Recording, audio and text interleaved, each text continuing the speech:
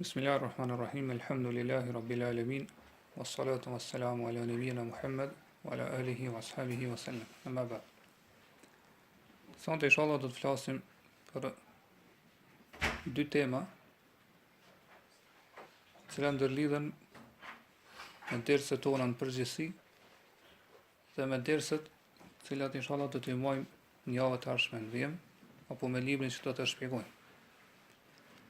Tema e parë është do të meditojmë rreth disa kuptimeve dhe domethënieve madhështore të cilat i përfitojmë për një hadithit pejgamberit sallallahu alaihi wasallam, i cili është hadith sahih, dhe në cilën flet pejgamberi sallallahu alaihi wasallam për vlerën e dijes edhe vlerën e atyre që e bartin dijen.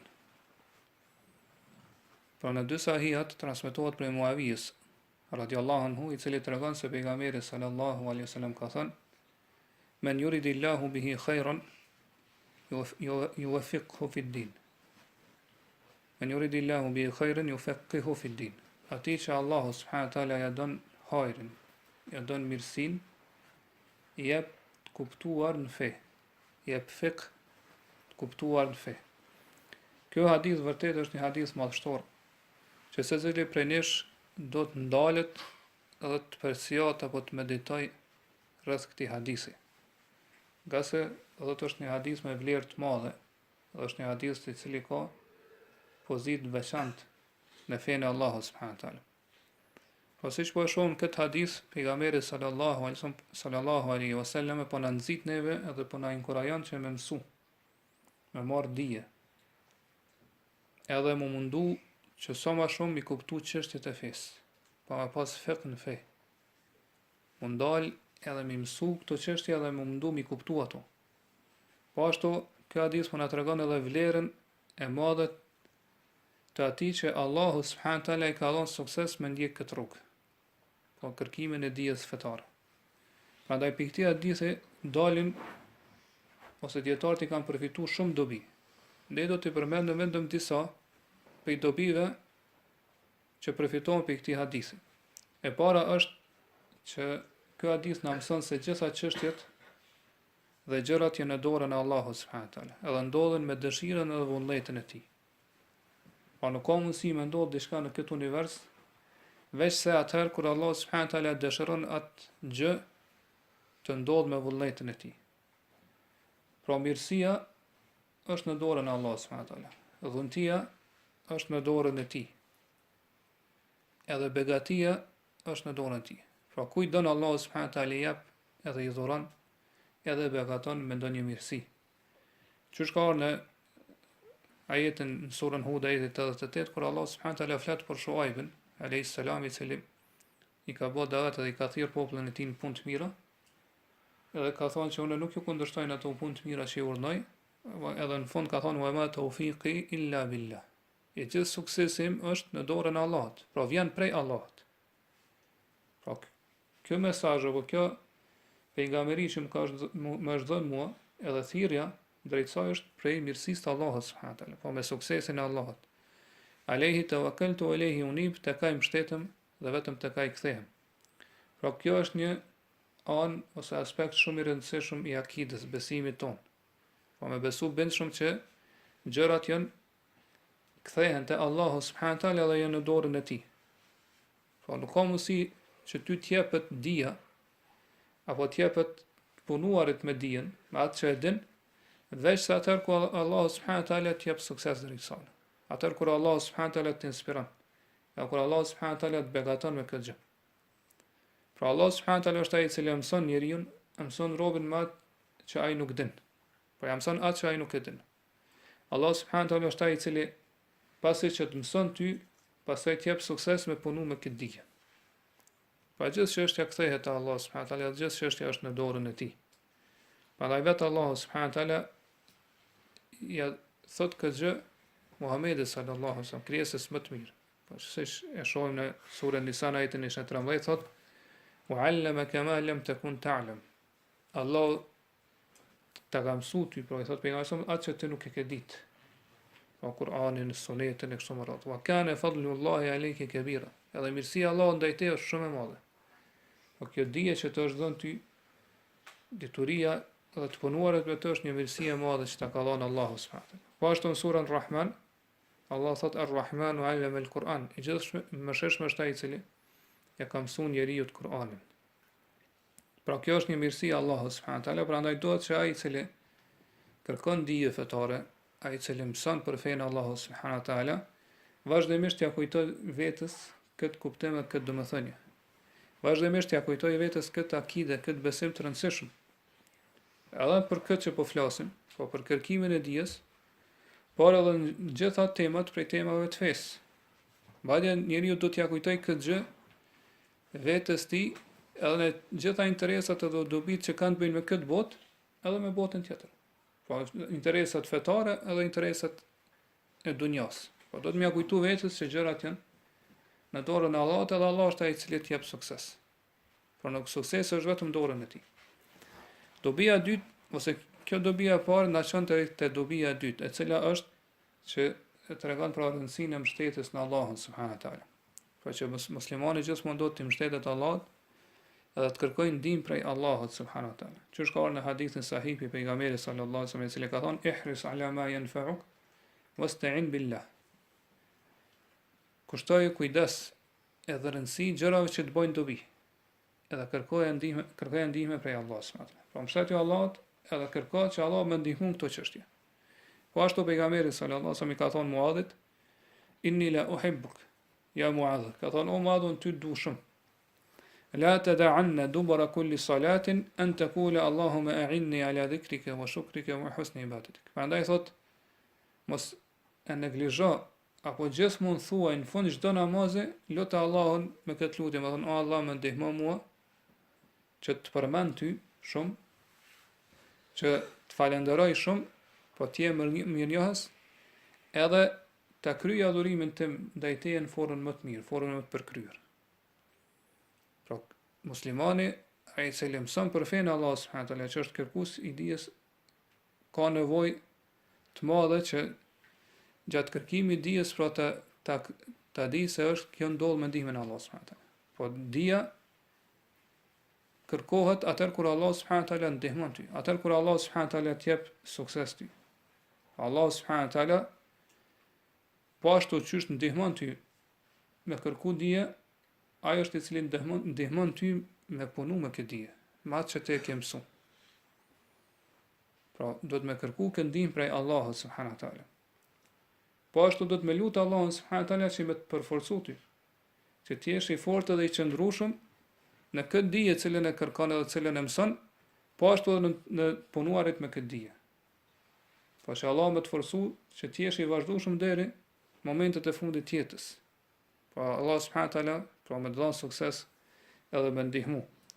Po ashtu kin nevojë pra si besimtar ose si musliman që Allah subhanahu wa taala me të rujt ty edhe me të shpëtu prej atyre gjërave të cilat ndikojnë me të largu ty prej rrugtimit apo rrugës në cilën je duke ndjek drejt Allahut subhanahu wa taala. Po vazhdimisht do të më mbështet Allah edhe me kërku ndihmën prej Allahut subhanahu wa taala. Ka se çështë tham, dobia e parë është që gjitha çështjet janë në dorën e Allahut, atëherë ti duhet të mbështetesh Allahut edhe ta lutesh Allahun subhanahu wa taala që me të ndihmu këtë rrugë. Po me të largu ato pengesa, hamkallah. Me të largu ato barriera që të pengojnë në ndjekjen e kësaj rruge. Dobia e tretë është që gjithashtu përfitohet për dy dobive të para, është rëndësia e duas për muslimanin, apo do thot çfarë rëndësie ka duaja në jetën e kërkuesit dijes. Po që ai duhet vazhdimisht të kërkojë streh edhe mbrojtjet e Allahut subhanahu wa taala. Nëse që thamë alert gjitha çështjet janë në dorën e Allahut subhanahu wa taala dhe ai i drejton ato siç dëshiron ai. Prandaj robi ka nevojë imediate, nevojë urgjente që me lut vazhdimisht Allahun subhanahu wa taala. Prandaj një prej tabinëve, i cili ka qenë mutarrifin me shekhir, ka thonë të ameltu l-khajra, kom mendu rreth khajrit, rreth mirësisë, po çush arrihet ajo? Fara'aytu l-khajra kathir. E kom pa që khajri ose mirësia është e shumtë. Po khajri të mira që Allah ja probit janë të shumta. As-salatu khajr, namazi është khajr, që ta jep Allah subhanahu wa taala. as-siyamu khair, agjërimi gjithashtu është për mirësive që të ka dhënë Allahu. Wal birru khair, mirësjellja ose respekti prindve apo devotshmëria kështu me radhë është khair. Po ka thonë el khairu kathir. Wa wajadtu ana dhalika kulluhu bi yadillah. Edhe kom pa që këtë kjo mirësi ose këto mirësi janë në dorën e Allahut. Po kujt don Allah subhanahu wa taala jep? Edhe kujt don Allah subhanahu wa taala jep sukses deri këtyre mirësive. Prandaj thot fa ayqantu anna ad-du'a miftahu kulli khair. Prandaj thot jam bind që duaja është çelësi çdo mirësie. Po lutja është çelësi gjitha këtyre mirësive. Prandaj duhet që robi besimtar vazhdimisht ta shtoj lutjen drejtuar Allahut subhanahu wa taala. Sidomos me lutë Allahun subhanahu wa taala që me të dhënë dije dobishme. Po me ta mundësu mësu ato gjëra të cilat bojnë dobi ty. Po të bojnë dobi në jetën tonë, në fen tonë edhe në jetën tonë. Prandaj gjithë e dim se prej udhëzimit pejgamberit sallallahu alaihi wasallam, siç transmetohet prej hadithit të Musallames në 4 sunetet, tregon se pejgamberi sallallahu alaihi wasallam çdo mëngjes kur e ka fal namazin e sabahit, pra pasi që ka dhënë selam, e ka bë dhikrin, e ka lutur Allahun e ka thonë Allahumma inni as'aluka ilman nafi'an wa rizqan tayyiban wa 'amalan mutaqabbalan. Po thonë o Allah, unë të los, po të los që më dhon dije dobishme, edhe rizq të mirë, halal, të pastër, edhe vepra të pranuara të ti. Pra këtu 3 gjëra pejgamberi sallallahu alaihi wasallam i ka bërë bashk në lutjen e tij, cila ka qenë lutja e parë që me cilën e ka fillu ditën e tij. Pra në mëngjes, më herë pasi që e ka përfundu namazin e sabahit, është lutë me këtë. Për ma tregu që këto janë 3 objektiva apo 3 qëllime muslimanit për çdo ditë. Po do të jenë këto 3 objektiva apo qëllimet muslimanit që do të mundohet të realizoj çdo ditë jetës tij. Me cilën po e fillon pejgamberi sallallahu alaihi wasallam? Po e fillon me atë që është më e rëndësishme. Po më e rëndësishme për besimtarin është që gjatë ditës tina më mësu rreth fesë të Allahut subhanahu wa taala. Po për jamë për spari po e përmend kërkimin din, para gjitha tjera. Ashtu është thamë, të fillim çdo ditë. Për më na tregu neve se kjo është prioriteti kryesor për besimtarin. Nuk ka prioritet më të madh, më të rëndësishëm për besimtarin, për muslimanin gjatë ditës tina, se sa do thot kërkimi i dijes. Po do të jetë i pari në listën e prioriteteve. E kjo është kërkimi i dijes. Prandaj është humbja e madhe që besimtarit mi kalu një ditë prej ditëve të tjetës, edhe ai mos me pas hise në kërkimin e dijes, pra mos me mësu diçka rreth fesë të Allahut subhanahu wa taala. Kjo është do thot humbjeve apo falimentimit shumë të madh që mund të më ndodhë besimtarit, që ai mos e pas kur farhise, kur far pjesë në dijen sheriatike, në dijen fetare gjatë ditës tina. Prandaj ky hadith po na mëson edhe po na jep si dobi që kërkimi i dijes do të jetë objektivi joni ditor, i përditshëm. Dhe kjo është një dobi shumë e rëndësishme. Pra nuk është kërkimi i dijes një gjë e cila do thotë do të veprohet një kohë pas sa vjen ka pushim. Që është për shembull kërkimi i dijes në çështjet e dunjas, që është pushimi veror, pushimi dimëror, pushimi pranveror ose ashtu pushimi i vikendit që është gjatë javës. Ja, pejgamberi sallallahu alajhi wasallam po na mëson që kërkimi i dijes fetare është objektiv dhe qëllim ditor i muslimanit, pra i përditshëm. Edhe do të jetë, do thotë i pari në listën e prioriteteve. Do të me të shoqëru ty që çdo ditë si musliman me mësu diçka rreth fesë të Allahut subhanahu wa taala. Ja, atë do të me lodh veten tonë, me mundu veten tonë, me dhon mundin ton që me arrit diçka prej dijes fetare. Ashtu siç ti e bën planifikon që gjatë ditës tonë me fitu rrezik, me punu me fitu rrezik, ashtu do të planifikosh që edhe me mësu diçka për fenë e Allahut. Madje kjo do të jetë para kërkimit të rrezikut, se pejgamberi po e fillon të parën që po e lut Allahun me dhon dije dobishme.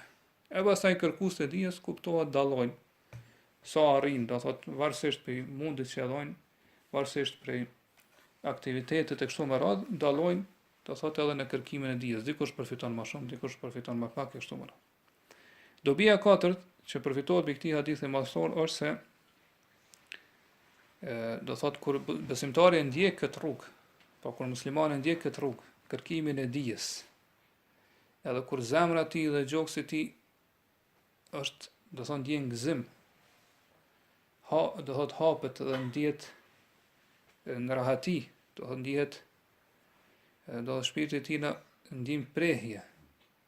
Kur kërkon dije, po kur ai kthehet drejt Allahut me kërkim dijes, mundohet me kuptu me pas fikën fe, me kuptu fen Allahu subhanahu taala, atëherë kjo është prej shenjave, prej sinjaleve të hajrit, që Allahu këtij besimtari ose këtij muslimani po ja don të mirën, po ja don hajrin. Nga se pejgamberi sa kështu po thot: Men yuridillahu bihi khairan yufaqihu fi din. Atij që Allahu ja don të mirën, don me ja don të mirën, mirësitë, i jep të kuptuar fesë. Prandaj nëse ti e shen veten tonë që do thot zemra jote, shpirti jot po e don shumë dijen. Po zemra jote është kthy ka dija, shpirti jot është i dhënë mas dijes. Po e don dijen shumë, po ndihet, do thon zemra jote kur ballafaqohet me dijen, do thot zgjerohet edhe pranon dijen, e don ato. Po sa që dëgjon për mezhlis ose ne pinaj e dijes sa i gëzohet. Po kur i tregon që dikush që aty po mohat në ders se kështu me radh, ai shpejton me prezantuat. Dihet do thotë ka dihet i lumtur edhe i gëzueshëm që do thotë aty po bëhet ders dhe po mësohet për fenë Allahut subhanahu taala. Ose kur dikush ja përmend që do thotë një libër i dobishëm për librave dijes fetare është botu, atëra i gëzohet edhe mundohet sa më shpejt me pas në posedim, pra me lexu atë libër e kështu me radhë. Pa e gjen veten e tina, nefsin e tina që do thotë e don dijen, e pranon dijen. Kjo është për mirësi, për shenjave të mirësisë, pa të hajrit, që Allah po ta don ty hajrin. Qysh po na mëson pejgamberi sallallahu alajhi wasallam në këtë hadith të pejgamberit sallallahu në këtë hadith më kështu. Dobia e pestë është që është përfitohet ose është dobi në kuptimin e kundërt të kësaj të katërtës, ajo është se nëse njeriu ik prej dijes, largohet prej dijes, Allah na ruajt, nuk e don dijen apo e urren dijen, e urren do thot mezhliset e dijes, e gjen veten që do thot po nguron, edhe nuk po e dëshiron, nuk po e don, nuk po i don këtu mezhlise, këtu neja. Atëherë kjo është, do thot nuk është prej shenjave të hajrit, nuk është prej shenjave që Allah subhanahu taala po ta don hajrin. Nuk është për shenjave që Allahu të ka dhënë ty sukses në jetën tonë si musliman. Prandaj çdo herë që muslimani e gjen veten e tij që do të nefsi i tij dhe zemra e tij po ndjen një lloj gërsie apo moslakmie në dije, po që nuk e don dijen, nuk e gjen veten e tij që e pranon dijen me zemër të hapur. Po nuk kanon ka dije kështu më radh, atëherë le ta dinë se kjo nuk është apo është për shenjave që Allahu nuk i ka dhënë sukses. Është për shenjave që Allah subhanahu taala nuk po ja don hajrin këtij besimtari apo këtij muslimani. Nga se kështu po na mëson pejgamberi sa, po me yuridillahu bi khairin yufaqihu fi din. Ku ja don Allah subhanahu taala hajrin, mirësinë i jep sukses që ta kuptoj fen. Dobia e gjashtë që përfitohet me këtë hadith është se kur pejgamberi sa po thotë yufaqihu fi din, i jep fikën në fe, atëherë kjo e përfshin kjo fikën në fe e përshin këtë dijen fetare. Do thot bazat e fesë edhe degët e fesë. Nga se tek muslimant është e përhapur që kur flitet për fikun, atëherë për qëllim janë dispozitat e fesë. Për shembull namazi, agjërimi, haxhi kështu me radhë. Kështu që kur dikush dëshiron thot po duam të blej libra të fikut, e ka për qëllim këtë domethënë se këtë kuptim. Po libra në cilat ju përmend dispozitat. Mirë po pejgamberi sa son po thotë ju fiqhu fi din, jep fiq në fe, që na jep me kuptu që spari që hën, po në mënyrë më përsore në këtë hadith pejgamberi sa son është akidja. Ka se akidja është çështja përsore se bazike e fesë. Prandaj në këtë hadith spari hyn librat e akidës. Po në mënyrë më përsore. Po nuk ka, do thotë, të kuptuar fiq më të madh të fesë se sa akidja. Prandaj ka dietar për shembull që e kanë thujt librën e akidës, që thuhet se është për librave të Abu Hanifes el fiqhul akbar. Fiku më i madh. Po aty flet për çështjet e akidës. Po itikadi, akidja dhe besimi, po është pjesa më madhështore dhe më rëndësishme e fesë.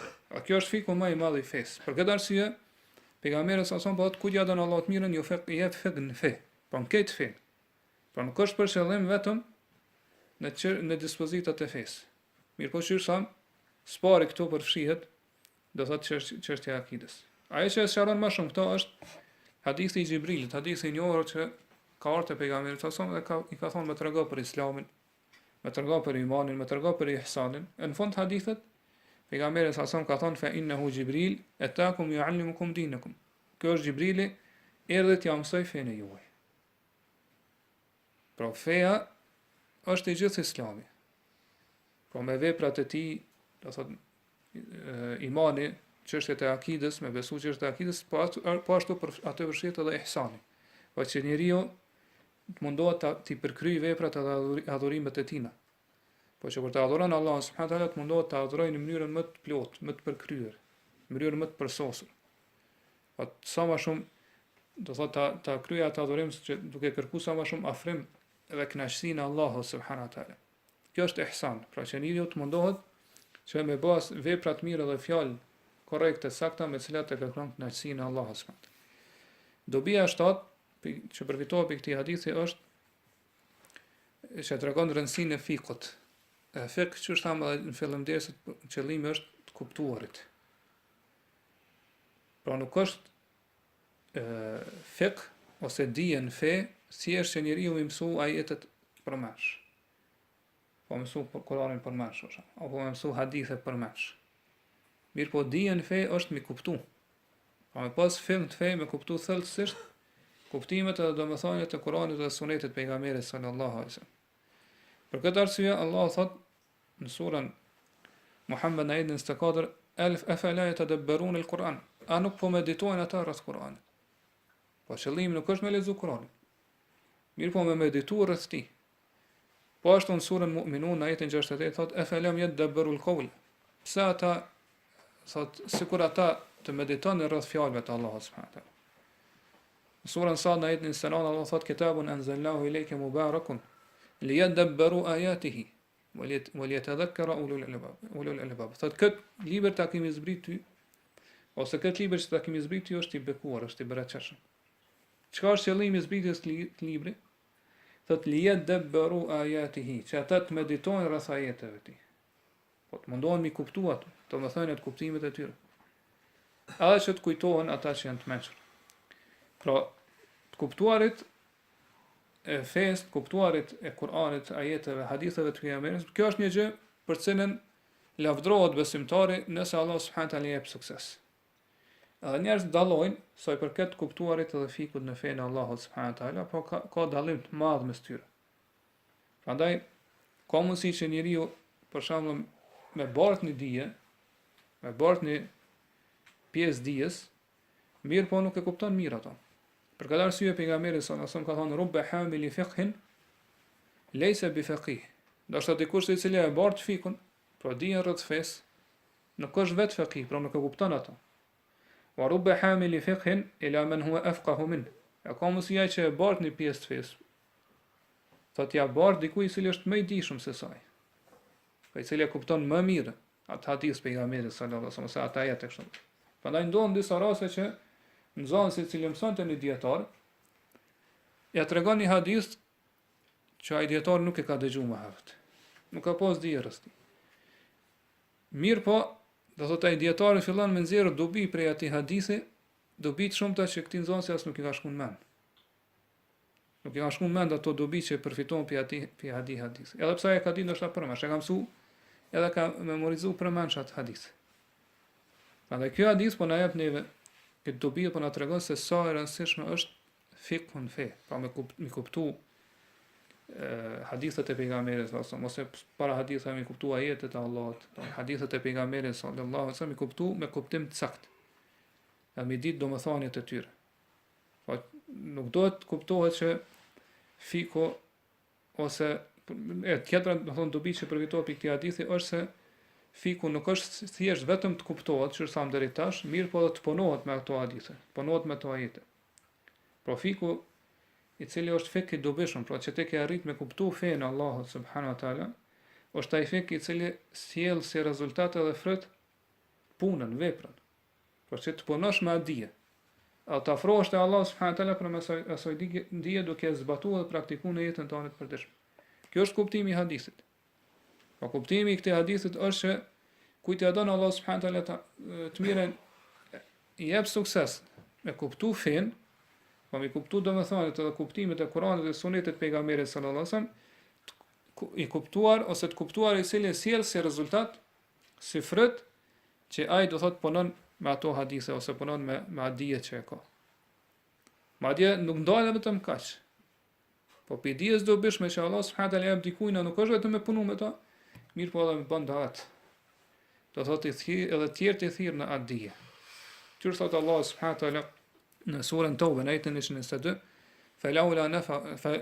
فلولا نفر من كل فرقة منهم طائفة يتفقهوا في الدين ولينذروا قومهم إذا رجعوا إليهم. Thot sikur pi çdo bashkësie të muslimanëve të ndahin një grup dhe të shkonin që mësonin për fe. Po shkonin me mësua dhe me kuptu fenë e Allahut subhanahu wa taala. Cili është qëllimi i kësaj? Waliyundhiru qawmahum, që të vinë të populli tyre edhe t'i paralajmërojnë ose t'ja tërheqin vërejtjen. Po kur të kthehen te ata, mi thirrën këtë fe. Po kështu Allah subhanahu wa taala këtu po ndërlidh ngusht fikun me davetin, me thirrjen apo me paralajmërimin, me tërheqjen e vërejtjes. Po Allah subhanahu wa taala po na tregon se paralajmërimi ose daveti është fryt apo rezultati i cili është i pashmangshëm i të punuarit me atë dije. Pra kështu kjo do të jetë ajo renditja e kërkimit dijes. Pra spari njeriu duhet mundohet ta kuptojë atë dije që e ka mësuar Allah subhanahu wa taala mësu, po Kur'an apo pra ajet apo hadith pejgamberit sallallahu alaihi wasallam, me kuptua ato mirë. Do pasi që të kupton, me punu me to, edhe kur punon, do thot me paralajmëru tjetë ose me thirr tjetë në atë dije. Kjo është pra ajo gradualiteti apo përshkallëzimi që vjen në kërkimin e dijes apo marrjen e dijes dhe si besimtari përmes dijes pra afrohet te Allahu subhanahu wa taala. Pra për mbledh të themi se vërtet kjo është një hadith madhështor, i cili flet në këtë temë, pra që është fiku në fenë e Allahut subhanahu wa taala, pra me pas të kuptuar dijen në fenë e Allahut subhanahu wa taala. E më rëndësishme e gjithë kësaj është me thënë se njeriu, do të kur kërkon dije, do ta ketë për qëllim afrimin te Allahu subhanahu wa taala, po kërkimin e dijes ta bën sinqerisht për Allahun subhanahu wa taala, nga sa nuk ka asnjë vepër për mes cilës njeriu afrohet më shumë te Allahu subhanahu wa taala, po që arrin më shumë kënaqësinë e Allahut subhanahu wa taala. Për veprave vullnetare se sa kërkimi i dijes. Mirë po, me kërku dijen në këtë kuptimin që e shpjegoj më lart. Po spari kur të kërkon dije, të mundohet ta kuptoj ato. Jo vetëm me mësu përmendsh, po me kuptu fen shariatin e Allahut subhanahu wa taala, pastaj me punu me atë që e ka mësu, dhe pastaj më usharu edhe të tjerë, më thirrë edhe të tjerë në atë dije. Edhe do thot pjesa e dytë që tham, do të flasim për dy gjëra që ndërlidhen me dersat tona. Kjo ishte në përgjithësi me ato që do thon dersat që po i mësojnë ato, rëndësinë e kërkimit dijes ose çfarë dobi e ka, do thot kërkimi i dijes që ne po vim këtu dhe po mësojmë. E dyta është, do të ndërlidhet inshallah me librin e ardhshëm, që do ta shpjegojmë që është libër që flet rreth mos lakmis në dunja, për që njeriu mos mu mashtru me jetën e kësaj bote. Është një poezi që në ka shkruar një pediatarëve bashkëkor, e inshallah ato do ta shpjegojmë, edhe do të flasim, do thotë rreth mos mashtrimit me jetën e kësaj bote. Mirë po, ajo që më shumë të neve, do thotë me lejen e Allah subhanahu wa taala na jep sukses që mos u mashtru me jetën e kësaj bote, është me ja kujtu vetes një ngjarje madhështore apo një fatkeqësi të madhe që në Kur'an edhe në Sunet shpesh është përmend. Edhe Allah subhanahu wa taala shpesh e përsërit ato. Ajo është do thot edhe është një ngjarje që shumë prej njerëzve janë të shkujdesur dhe nuk do thot janë të pavëmendshëm asaj ngjarje. Edhe nuk përgatiten për ballafaqimin me atë ndodhi apo me atë ngjarje. Po janë neglizhent apo të pakujdesshëm, edhe nuk ja kujtojnë vetes. Që ndodhi ajo pa dyshim është vdekja. Po që Allahu subhanahu taala shpesh në Kur'an na përmend neve vdekjen, edhe na kujton neve vdekjen. Po kjo ndodhi apo kjo ngjarje të madhe, e cila është, do thot, stacioni i parë e botës së ardhme, ku ne do të ballafaqohemi me jetën e ardhme. Kështu që ai i cili vdes, për të veç se ka ndodhur kiameti. Edhe për të ka fillu llogaridhënia. Edhe për të ka fillu kënaqësia apo dënimi dhe ndeshkimi. Pra vdekja është ajo e cila ndon këtë botë me botën tjetër. Vdekja është ajo e cila ndon kohën e punuarit dhe të vepruarit me kohën kur ne do të shpërblehemi apo do të dënohemi për veprat tona. Po vdekja është kufiri ndars mes kohës kur ne i afrojmë ato veprat mira të cilat do të jenë si furnizim për neve në botën tjetër dhe kohës tjetër ose periudhës tjetër kur ne do ta marrim atë shpërblim. Po pas vdekjes, nuk ka kurfar justifikimi. Nuk ka kurfar arsyetimi, askush nuk mund të justifikohet edhe të arsyetohet për veprat e tij. Pasi që ndodh vdekja, nuk ka më kthim mrapa. Askush nuk mund të kthehet në jetën e kësaj bote. Kur ndodh vdekja, do thot askush më nuk ka mundësi edhe hapësirë, do thot që të bëj vepra të mira, që të shtoj apo të punoj diçka për veprave të mira. Po ashtu kur ndodh vdekja, do thot nuk ka më hapësirë edhe mundësi që njeriu të pendohet dhe të kërkojë falje për gjunat edhe për mëkatet e tij. Do thot gjithçka përfundon atë. Prandaj nuk ka pas vdekjes veç se grop në cilën secili prej nesh do të vendoset, edhe cila për dikon do të jetë kofsh për kofsh të xhenetit, kurse për dikon tjetër do të jetë grop i gropave të zjarrit. Edhe këto do të mbetet pra njeriu në këtë grop deri në ditën e kiametit, ku pasaj do të kthehet te Allahu subhanahu taala dhe do ta marrë shpërblimin apo ndeshkimin prej tij. Prandaj vdekja vërtet është një ndodhi, një ngjarje e madhe madhështore që secili prej nesh do të ndalet atë ja kujtoj vetes për çdo ditë. Është shumë herë gjatë ditës. Do thotë që të marrë mësim, që të këshillohet, atë përgatitet, do thotë për atë ngjarje, për atë ndodhi. Nga se çdo kanë prej neve do të arrijë vdekja, padyshim. Nuk ka mundësi dikush të shmanget vdekjes. Allahu subhanahu taala thot ejna ma takunu yudrikkumul maut. Kudo që t'jeni do t'ju arrijë vdekja. Walau kuntum fi burujin mushayyada, me seni të pallatet fortifikuara. Ajetin surën Nisa 78. Po ashtu thot kul innal mauta alladhi tafirruna minhu fa innahu mulaqikum. Surën Xhuma ajeti 8. Thuaj vdekja për cilës ju po ikni. Ajo patjetër do t'ju arrijë juve, patjetër do t'ju kap juve. Do të ballafaqoheni me ta. Vdekjes për cilës ju po ikni. E mirë po do të adim se cili prej nesh vdekja e ka një afat caktuar. E ka një kohë kur do ndodh.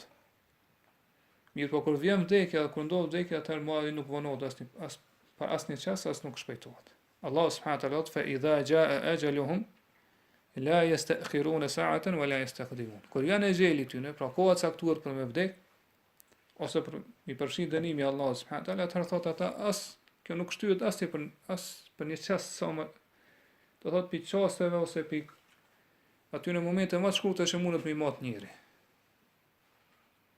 Nuk shtyhet për asnjë çast, por as nuk shpejtohet. Për shkallë surën Araf në ajetin 34. Po ashtu thot li kulli ajalin kitab, surën Ra'd ajetin 38. Çdo gjë e caktuar, e gjel i caktuar që ka më ndodhur në kohë caktuar, thot është i shkruar. Është e shkruar kur ka më ndodhur. Allah subhanahu taala do thot për vdekjen e çdo kujt prej neve ka përcaktuar si detyrë, do thot melek, cilët ja marrin vdekjen. Allah subhanahu taala thot kul yatawaffakum malakul maut alladhi wukkila bikum. Surën Sajda ajetin 19. Thuaj juve shpirtin ja merr meleku i vdekjes, i cili është ngarkuar për juve me këtë detyrë. Pra vetëm ja marr shpirtin, as s'ka do thot asnjë detyrë tjetër. E meleku i vdekjes ka si ndihmëtar edhe melek tjerë që e ndihmojnë në marrjen e shpirtit. Allah thot alladhina tatawaffahumul malaikatu zalimi anfusihim. Kur i përshkruan do thot besimtarët cilët nuk kanë bërë hijrat, që kanë përgjigj thirrjes të Allahut atë pejgamberit sa që me bë hijrat në Medinë, thot ata të cilët melekt ja marrin shpirtin, duke qenë që i kanë bërë padrejsi të madhe vetes tyre. Po kanë bërë mëkat.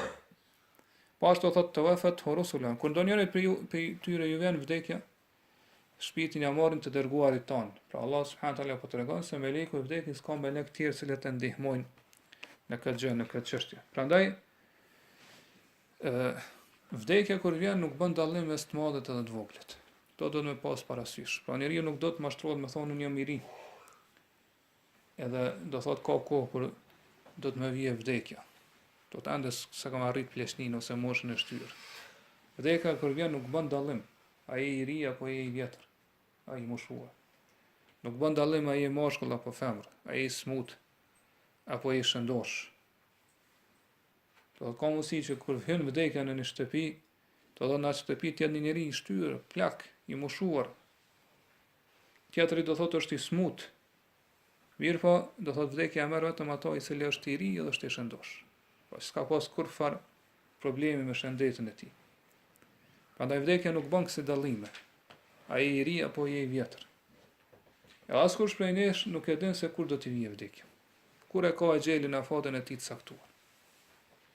Pra është një çështje e fshehtë, gajb, cilën Allah subhanahu wa taala ka rujt për veten e tij. Për këtë arsye ka mundësi që mjekët me gjyku ose me marrë vendim për një smut edhe me thonë që po dikush që ka një smutëran edhe është vështirësu, është shpresu shumë smundja e tina, me thonë që kjo nuk i kanë mbetë edhe shumë ditë me jetu, shumë shpejt do të vdes, ju ka afruar xheli. Mirë po Allah subhanahu wa taala bën kader që mjeku me vdek, ai që e ka pru këtë vendim, ai të vdes kurse ky i smuti me jetu edhe një kohë gjatë. Po kjo është në dorën e Allahut subhanahu wa taala. Allah subhanahu wa taala i takojnë gjitha çështjet. Tek ai kthehen në dorën e tij. Mirë po, pra ai që vdes do ta di që do thot ai vdes në bazë të xhelit që ka pas. Po ai ndodhet për kësaj ndonjëri në bazë të kaderit, cilin e ka caktuar Allahu subhanahu wa taala në dinën e tij të pa fillim. Dhe cilin e ka shkruar Allahu subhanahu wa taala në Lauhul Mahfuz, në pllakën e ruajtur. Pastaj Allahu subhanahu wa taala po ashtu do thot njeriu vdes në bazë të atij e xheli apo kaderit që Allahu subhanahu wa taala e ka urdhëruar melekun me shkru kur ai ka qenë do si fetus në barkun e nanës tina. Do të çfarë do forme që vdes njeriu e ka shkruar, duke qenë ai në barkun e nanës tina.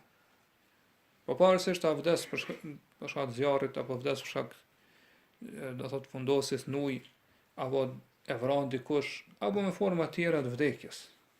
Çdo gjë ndodh me kaderin dhe caktimin e Allahut subhanahu wa taala, ndodh me xhelin apo kohën e afatin cilën e ka caktuar Allahu subhanahu wa taala. Prandaj Allahu në surën Al-Imran ajetin 45 thot: "Wa ma kana li nafsin an tamuta illa bi idhnillahi kitaban muajjala."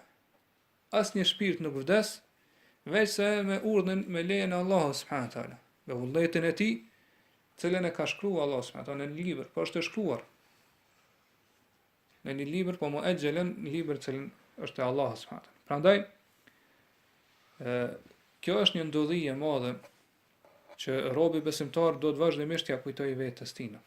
Edhe nëse ne vazhdimisht ja kujtojmë vetes tonë vdekjen, po mos mashtrohemi me moshën tonë të re, që ende jemi të ri, ka kohë me jetu ose ka kohë kur do të kthehemi ka Allahu, do thotë pendohemi për gjinat, për mëkatet apo mishtu veprat tona.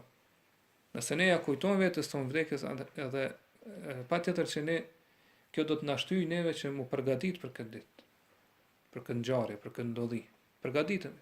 Po të mos na nxej kjo ndodhi gafel, të shkujdesur. Ja do të mundohemi me shtu sa më shumë vepra të mira, u pajis me vepra të mira, u furnizu për ditën kur ne do të kthehemi te Allahu subhanahu wa taala. Andaj që shkar në hadithin sahih që transmetohet për pejgamberin sallallahu alaihi wasallam i cili ka thonë ekthiru dhikra hadhi min ladhat. Yani al-maut. Shpeshtoni sa më shumë kujtimin e vdekjes. Pra kujtojeni vetes juaj sa më shumë vdekjen, e cila thot ja shkatron juve epshet, ja shkatron juve pasionet. Pra nuk e lën, nëse ne ja kujtojmë vetes tonë vdekjen, kjo nuk na lën që ne mi pasu epshet tonë. Mi pasu do thot gjunohat ose mulçun e gjunohat dhe mëkat. Pra nëse njeriu ja kujton vetes vdekjen, atëherë patjetër ka përmirësuar gjendjen e tij. Patjetër ka u përmirësu lidhja dhe raporti i tij me Zotin tim, me Allahun subhanahu wa taala. Patjetër do thotë ka forcu përgatitja e tij për takimin me Zotin e tij dhe me Allahun subhanahu wa taala. Pastaj çysh ka ardhur piselefet që transmetohet kur ka ardhur dikush edhe ka këshillu këshill, i ka kërku këshill, ka thonë këshillom diçka. Ka thonë mos dëzej vdekja duke qenë ngafil, duke qenë i pavëmendshëm ose i shkujdesur për vdekjen. Po çysh është kjo kur njeriu kur nuk e kujton vdekjen ose nuk përgatitet për vdekjen, çohet mëkate, nuk pendohet për gjërat që i ka bërë, nuk shton vepra të mira, edhe vjen vdekja e zën të shkujdesur. Do të pa penduar për gjëra kështu më. Mirë, po kam marrë një kohë që edhe vetë vdekja do të therrët. Edhe vetë vdekja do të vdes. Edhe pastaj gjithë njerëz pra do të jetojnë pafundësisht, edhe nuk do të vdesin. Çysh ka në dy sahihet, Sahih Buhari Muslim pe pejgamberit sallallahu alaihi wasallam ka thonë: "Yu'ta bil mauti ka hay'ati kabsh amlah." Në ditën e Kiametit, Allah do ta sjellë vdekjen në formën e një dashe i cili është dashi i majm. Fe yunadi munadin, edhe një thërs, pra një për me legve thërat, për me legve të Allah subhanahu taala, ja ehle el jannë, fe jeshra e bune, ose fe jeshra i bune vë jëndhurun. Thot atëra ta ingrisin kokët edhe shikojnë kush për i thërat. Fe jekulu hel ta arifune hadha, fe jekulune naam, hadha il maut, vë kulluhum kad raahu. Ajo thot, apo e njehni këtë. Do ta thonë po, kjo është vdekja. Ka sa thotë secili prej tyre ka pa vdekjen një herë, kur ka vdekë në jetën e kësaj bote. Thumma yunadi ya ahla an-nar fayashra'ibuna wa yanzuruna fayaqulu hal ta'rifuna hadha fayaquluna na'am hadha al-maut wa kulluhum qad ra'ahu. Pastaj thotë o banorët e zjarrit. Thotë apo e shehni këto, apo e njehni këto, ata thonë po, kjo është vdekja, nga sa të gjithë e kanë pa. Po kur kam vdekë në jetën e kësaj bote. Pastaj thot fayudhbahu, edhe therrët ky dash, po që është vdekja. Thumma yaqulu ya ahla al-jannati khuludun fala maut. Edhe kam thonë o banorët e xhenetit, përjetësi pa vdekje. Pra do të jetonin përjetësi pa vdekur. Wa ya ahla an-nari khuludun fala maut. Edhe ka thonë o banorët e zjarrit, përjetësi pa vdekje. Thumma qara'a, pastaj pejgamberi sallallahu alaihi wasallam ka lexuar fjalët e Allahut, ka thonë wa anzirhum yawm al-hasrati idh qudiya al-amru wa hum fi ghafla. Sot paralajmëroj ata për ditën e pikëllimit. Po nuk ka pikëllim më të madh se sa ajo ditë kur njeriu e merr vesh, jo besimtari e merr vesh që do të jetë për herë zjarr xhehenamit. Po ka pikëllim më të madh se sa ky. Po paralajmëroj ata për ditën, për këtë ditë, kur e gjithë çështja do të përfundojë. Wa hum fi ghafla, mirë po thot ata vazhdojnë të jetojnë në pakujdesi, janë të shkujdesur, nga flet në jetën e kësaj bote. Wa hum la yu'minun, dhe vazhdojnë të jenë jo besimtarë. Vazhdojnë të mos besojnë. Po kjo është ajeti drejtënore i surës Maryam. Prandaj do ta dim pra secili prej nesh që sa më shumë që ne ja kujtojmë vetes vdekjen, aq më shumë do të kemi dobi prej saj. Aq më shumë do të na bëj dobi në imanin ton, në fen ton, edhe do thot në jetën ton. Pra përmes për kujtimit ose kujtimit vdekjes, do thot zgjohen zemrat tona prej shkujdesjes. Ngjallen zemrat tona, cilat do thot kanë vdek, edhe nuk janë kthy ka Allah subhanahu taala, ose shumë pak janë kthy ka Allah subhanahu taala, nuk e kujtojnë Allahun, nuk shtojnë për vepra të mira ose nuk pendohen për gjëra kështu më radh. Kto i vdesin, këto gjëra vdesin sa. Po kur t'ja kujtojnë vetes tonë vdekjen, atëherë do të përmirësohet raporti ynë me Allahun subhanahu taala. Do të kthehemi, do thot mënyrën më të mirë te Allahu subhanahu taala. Ja do të na largohet kjo shkujdesje, do të na largohet kjo gaflet, kjo pakujdesi. Edhe do thot kjo largim prej Allahut subhanahu taala. Prandaj Allahu subhanahu taala në surën Al-Imran ajetin 75 thot kullu nafsin dha'iqatul maut. Çdo shpirt do ta shijojë vdekjen. Wa innama tuwaffawna ujurakum yawm al-qiyamah. Thot edhe juve, ju do ta merrni shpërblimin e juaj për veprat e juaja vetëm në ditën e Kiametit. Fa man zuhziha 'anil nari wa udkhila al-jannata faqad faz. Prandaj thot ai i cili largohet atë ditë prej zjarrit të xhehenamit edhe hyn xhenet, ky ka shpëtuar. Ose ky ka fitu. Ka fitu në fitim të madh. Wa mal hayatu dunya illa mata'ul ghurur. Kurse jeta e kësaj bote thotë është vetëm një mashtrim. Është një kënaqësi e mashtrimit, po me cilin mashtrohet njeriu. Pra kjo është një realitet madhështor që secili prej nesh do ta përjetoj. Kjo është një ngjarje ose një ndodhi, një fatkeqësi e madhe që patjetër ne do t'ja kujtojmë vetes tonë që një ditë do të ballafaqohemi me to. Një ditë do ta përjetojmë.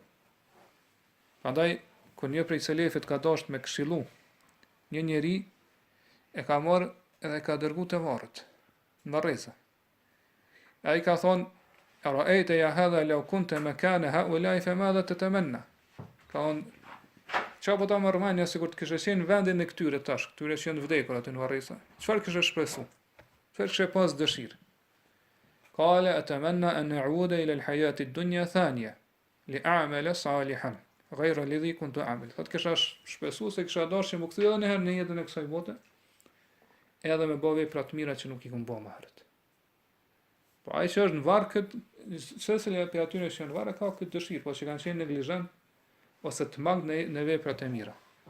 Edhe ky ka thonë: "Ja hadha anta al-ana fi ma tatamanna." Ka thonë ti tash je në atë që do ta shpresoje sikur të ishe në varrin e ty, ose në atë që ata po e shpresojnë, ose po e dëshirojnë, që më kthye edhe një herë në jetën e kësaj bote. Prandaj ne jemi tash në atë që shumë prej banorëve të varrezave janë duke shpresuar ose e dëshirojnë.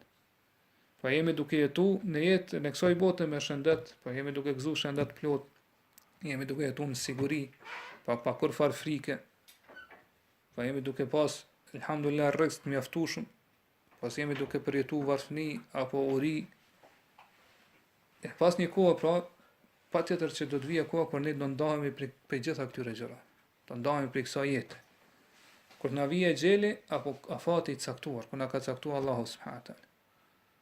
Prandaj, përderisa ne jemi aty, pra në këtë jetë që banorët e varrezave dëshirojnë të kthehen edhe një herë, atëherë pse mos përgatitemi pra për atë ditë? Pse mos përgatitemi për atë gjendje? Pra, pse mos punojmë kur ende jemi, do thotë në atë kohë ose në atë periudhë kur na mundsohet me punu.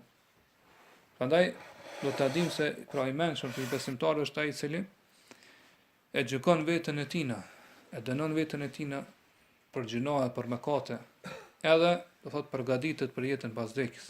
Kurse i paaft ose i pamençur është ai i cili do thotë i pason epshet edhe dëshirat e tina, tekat e tina. Por shkon pas asaj që kërkojnë ose e udhëheqin epshet e tina dhe pastaj mban shpresat kota te Allahu subhanahu wa taala ose në faljen e mëshirën e Allahut subhanahu wa taala. Prandaj në fund ne lutim Allahun subhanahu wa taala që më na dhon dobi me udhëzimin e Kuranit dhe Sunetit të pejgamberit sallallahu alaihi wasallam. Pra më na dhon sukses që me pasu udhëzimet e Kuranit edhe Sunetin e pejgamberit sallallahu alaihi wasallam. Edhe më na ndihmu që mu përgatit për ditën e kthimit, për ditën kur do të kthehemi te Allahu subhanahu wa taala. Lutim Allahun subhanahu wa taala që më na dhon sukses gjithve për çdo hajër, çdo mirësie. Me na dhon dije të dobishme, edhe pra më na furnizu me dije të dobishme dhe me vepra të mira. Edhe gjithve pra më na bë bash gjithmonë në hak, në vërtetën edhe në udhëzim. Dhe që Allah subhanahu wa taala pra lutem Allahun që më i përmirësoj gjitha çështjet tona. Dhe mos ta lejoj Allah subhanahu wa taala që ne në përmirësimin e vetes tonë të mbështetemi në vetën tonë. Ka se suksesi dhe përmirësimi është në dorën e Allahut, jo në dorën tonë. Nëse Allah e lën që ne na lejon që ne më mbështetem vetën tonë, atëherë jemi të shkatrum. Në fund e lutem Allahun subhanahu wa taala që shpirtat tonë me Allahun takvallahun, devotshmërinë, edhe mi pastru ato, nga se Allah subhanahu wa taala është ai më i miri që i pastron ato. Edhe lutem Allahun subhanahu wa taala që më përmirësu dunjon tonë. Do thotë në cilën e jetojmë, me përmirësu fen tonë, e cila është siguri e çështjes sonë, edhe me përmirësu ahiretin tonë ku ne do të kthehemi. Pra lutem Allahun subhanahu wa taala që më na nxjerr për errësirave të dritë. Edhe që Allah subhanahu wa taala është ai i cili përgjigjet, i dëgjon lutjet tona dhe i përgjigjet atyre. Allahu a'lam. Wa sallallahu ala nabina Muhammad wa ala alihi wa sahbihi.